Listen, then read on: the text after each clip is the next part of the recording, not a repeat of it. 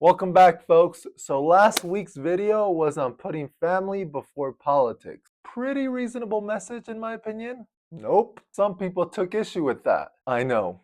Internet, am I right? In short, some people felt that voting for Trump is so immoral that if a family member does it, they deserve to be shunned.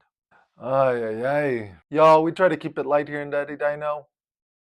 Not today. The idea that a vote for VP Harris was the clear moral option just needs to be squashed. I mean, if it means mending family relationships by knocking some people off their moral high horse, I'm happy to do it because family should always come before politics. That is a hill I am willing to die on. So let me try to give you two big reasons why this guy. You've called women you don't like fat pigs, dogs, slobs, and disgusting animals. Your Twitter account only Rosie O'Donnell was for some good people the moral option. Let's hit it.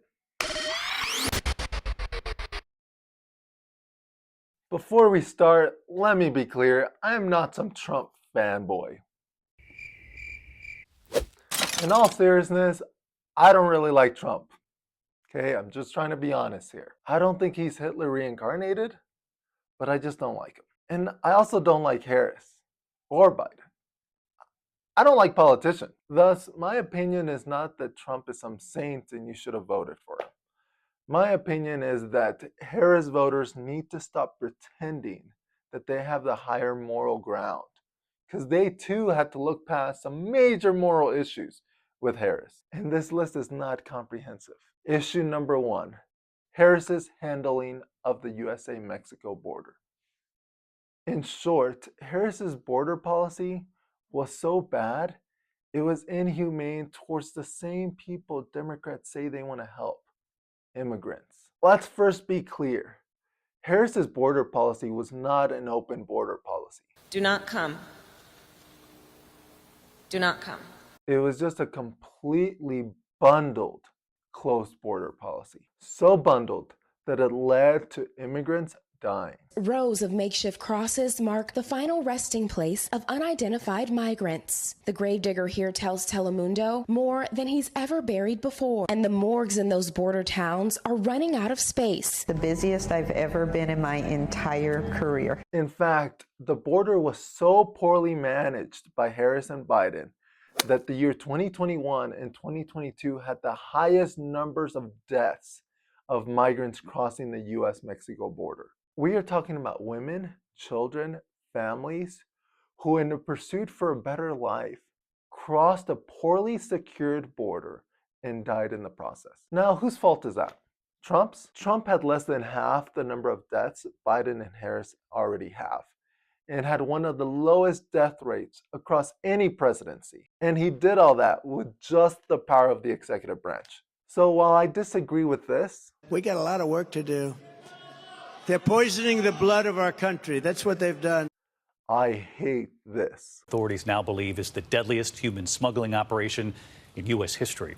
The death toll growing, and it is staggering tonight. At least 51 people now dead in San Antonio. Now, if Harris wanted an open border, she should have changed the law and had an open border. Less people would have died. All I asked is that we stop portraying Harris's immigration policy as the moral policy when she's been putting up these numbers. And let's stop blaming Republicans. You wanted the job, you said you could do the job, you completely fumbled the job, innocent people died, and then you were shocked you didn't get a promotion? But wait, maybe they were nice to migrants by deporting a lot less. Nope, that's not it. The current Biden-Harris administration is on pace to deport more people than the Trump-Pence administration. But wait, maybe they were just much better at processing and tracking minors. I know Trump was really bad at that. Nope. A new Department of Homeland Security report suggests the U.S. Immigration and Customs Enforcement Agency, ICE, cannot account for tens of thousands of unaccompanied minors. Pretty alarming report that found that at least 32,000 unaccompanied children never showed up for their court dates between 2019 and 2023. And nearly 300,000 of these kids that came across the southern border alone never even got a court date whatsoever. But wait, come on, they're not really lost. They just didn't show up for a court date or don't have one. They're probably with their loving parents, just living the American dream. I don't think you'll like what I'm about to show you. The New York Times is reporting the Biden administration's repeatedly ignored or missed warnings about a surge of migrant children as young as 12 working in factories across the United States. The Times reports, quote, at least 5 Health and Human Services staff members filed complaints and said they were pushed out after raising concerns about child safety. Y'all, I don't care if y'all hate Trump. Let's just all be honest and admit that the Biden-Harris border policies were a freaking joke. Just take a second and look at those faces. They're children.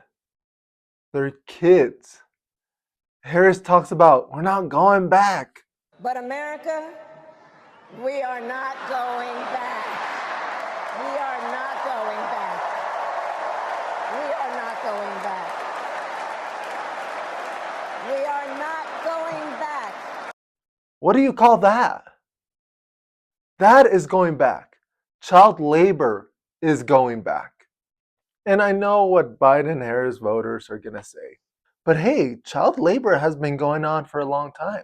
Yeah, but according to this report, child labor has completely exploded under Biden and Harris. And no, not all minors are being released to their loving parents. According to this New York Times report, they found that in this county where there's child labor, over 90% of children are not released to a parent.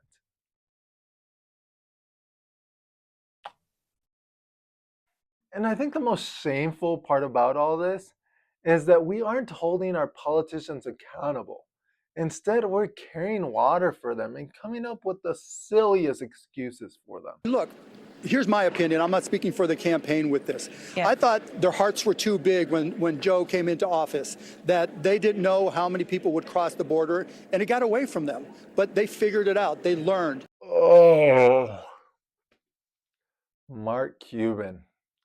What happened to you, man? People's hate for Trump has made them completely blind to the terrible policies and behaviors of the current administration. Oh, and I'm not done yet. Moral issue number 2, the war in Gaza.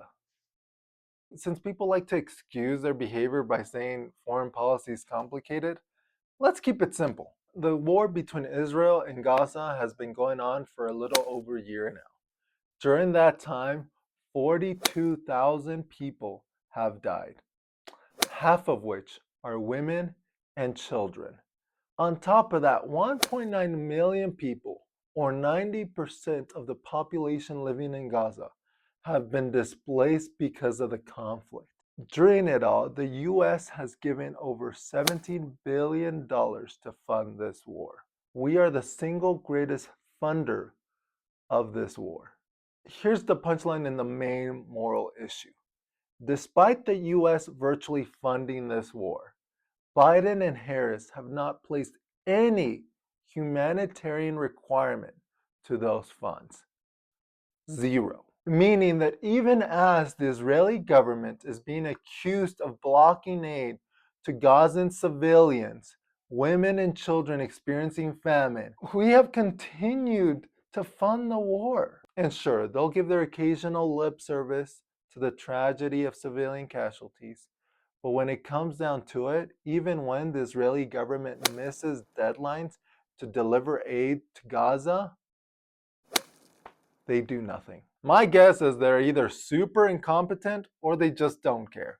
Either one is terrible. Now, I don't blame Harris and Biden for the war in Gaza, but I do blame them for the completely terrible and incompetent job they've done in ensuring aid is delivered to innocent civilians in Gaza. There's no other way to look at it. I'm not even asking for a solution. I'm asking for aid delivered to people who need aid. There is no excuse for that. That is immoral. How do you get so repulsed by this, but not by this? That is stupid. This is immoral. And to be fair, Trump says he's going to put an end to the war to protect human life. I'm not going to start a war. I'm going to stop wars. Gazan Palestinians know that in his victory speech, Donald Trump said he'd stop wars, and they hope he means this one. We send him a message, says Abdul Hadi Farahat, that we've had enough of killing, destruction, all the disasters afflicting Palestinians. But the verdict is still out.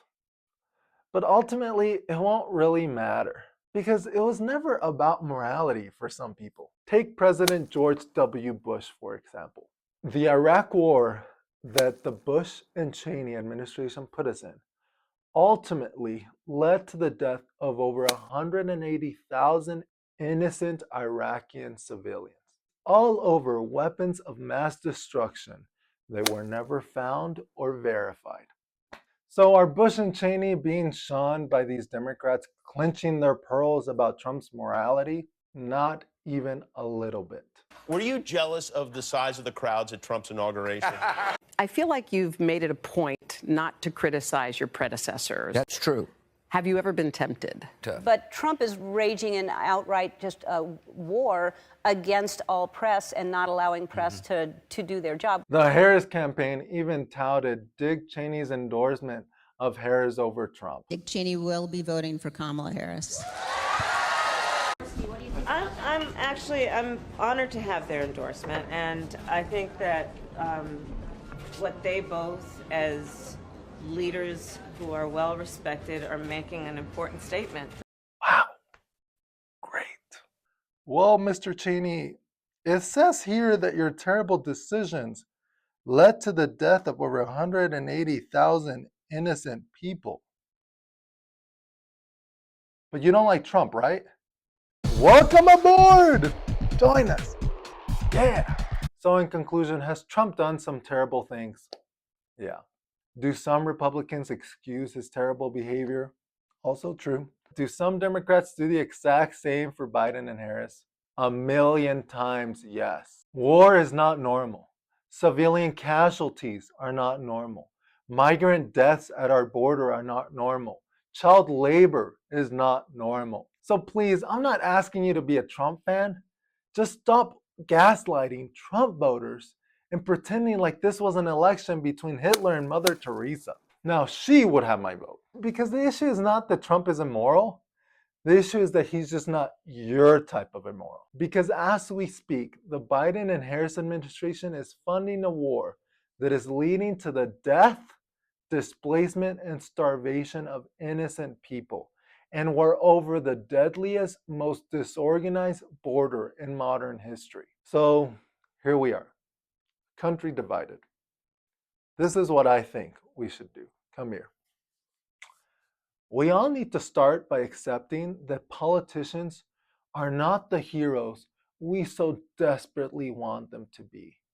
We need to stop playing these silly partisanship games and start holding our politicians accountable, holding their feet to the fire when they screw up, which they surely will. And we need to get back to loving our families and trusting them, no matter who they voted for. Because while politicians will continue to try to divide us, will continue to start wars, it is up to us to stay unified, to not normalize these wars, to demand better.